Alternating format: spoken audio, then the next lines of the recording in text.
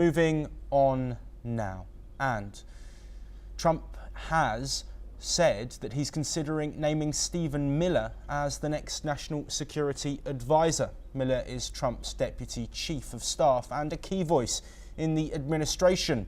Trump said that Stephen sort of indirectly already has that job.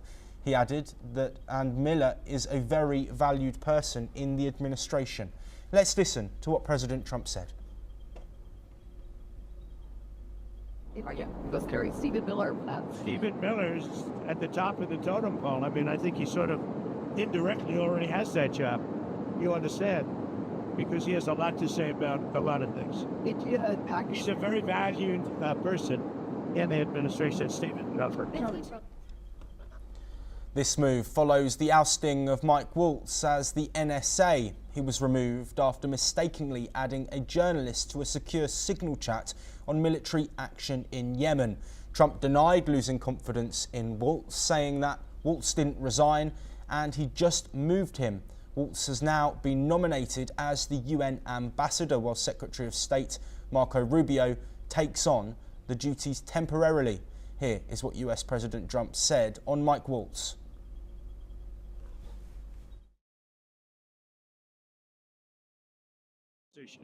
I want to know that too. I think it's an upgrade. On what we could, there's an upgrade. He was fine, and very answered a good job. I don't consider that. I didn't lose confidence in him. Why didn't I lose confidence? He's going to the United Nations to me. I think it's personally, if I had a choice for myself, I'd rather have that job than him. Well, Stephen Miller is best known for shaping Trump's hardline immigration policies, including the travel ban and family separation. Currently, Stephen Miller holds two key roles in Trump's team as Deputy Chief of Staff for Policy and Homeland Security Advisor. Trump is expected to name a permanent NSA within 6 months, but says Miller is at the top of the totem pole. Well, joining us to discuss Trump's comments and the potential ramifications is Raymond Vickery, the former US Assistant Secretary of Commerce, who's joining us from Washington, D.C. Raymond, thank you as always for having you on. Before we talk about who might replace Mike Waltz, I wondered if we could explore what the role of National Security Advisor actually entails. Well, thanks very much for having me, Joshua. The National Security Advisor is supposed to be a coordinator between various departments having to do with national security. State Department, Defense Department, Commerce, Energy, all have a role to play in foreign policy. And it was thought some years ago that to have a national security advisor that could pull all of this together to advise the president directly would be a good approach. And under other presidents, that has been successful to varying degrees. Other countries, such as India, have also taken a national security advisor approach, and it seems to be worthwhile. Unfortunately, what is happening here is that President Trump is basically his own national security advisor.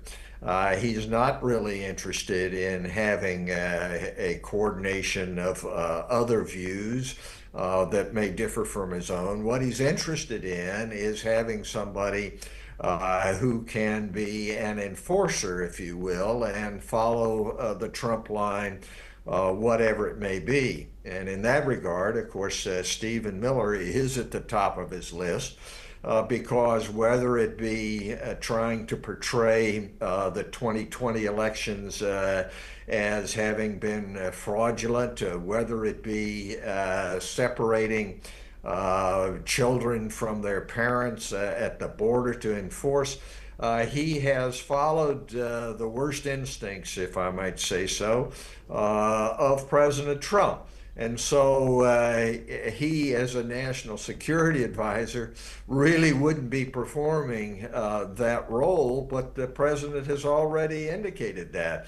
What he's doing is taking the orders from the top, if you will, from President Trump on all sorts of nationalist approaches, whether it be military, economic, immigration, down the line, and trying to implement those and destroy the opponents of those who oppose those approaches. Yes, Raymond, we are unfortunately running shorter on time. But looking at the appointment, if it is made, what will Trump's opponents and the Democrats say if Stephen Miller is appointed as the NSA? And how will it further that work that Trump wants to do? Well, the advantage, of course, of the National Security Advisor is that he does not have to go before the Senate for approval, as opposed to the Secretary of State, Defense, and so forth. So the Democrats can oppose and say, yes, this is more of the same, and show it as extremism. But in the short run, they really don't have any leverage within the U.S. system to be able to oppose such an appointment. I do think that it would add to the narrative of a right-wing, far-right approach and will alienate key constituencies that have tended toward Trump.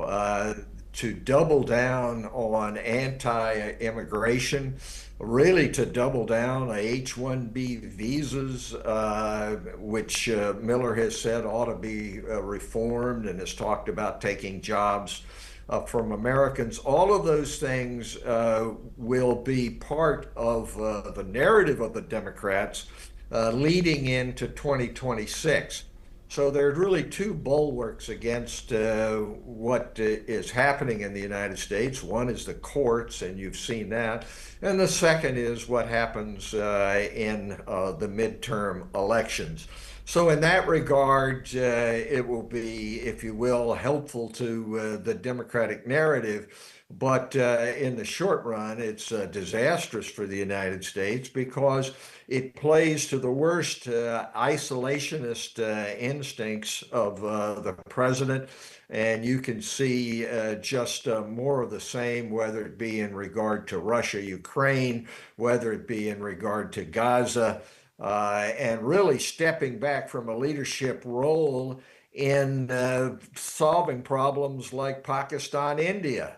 In the Cargill situation, the United States played a key role, but under Trump, Miller, and so forth, it basically has abdicated responsibility. Yes, Raymond, to bring an end to this discussion, we have a short amount of time, but this appointment, if it's made, will of course signal a move away from Mike Waltz following Signal Chat leak gate, which was happening in America. Do you think that Mike Waltz's removal has now been moved past? And do you think this, talking about this appointment, is Trump's way of saying we're moving past Signal Gate and looking forwards? Well, I think certainly it is. To try to portray what happened to Mike Waltz as an upgrade is fantasy. What happened, of course, is he's been kicked out. He's been sent up to New York.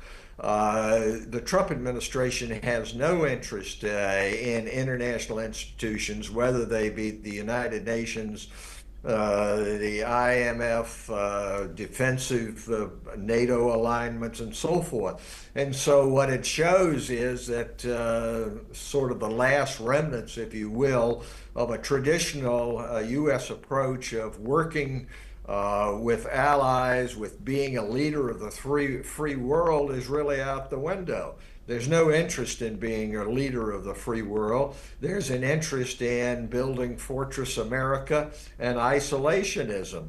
And Mike Waltz's dismissal is a dismissal of a more traditional approach of the United States to its obligations internationally.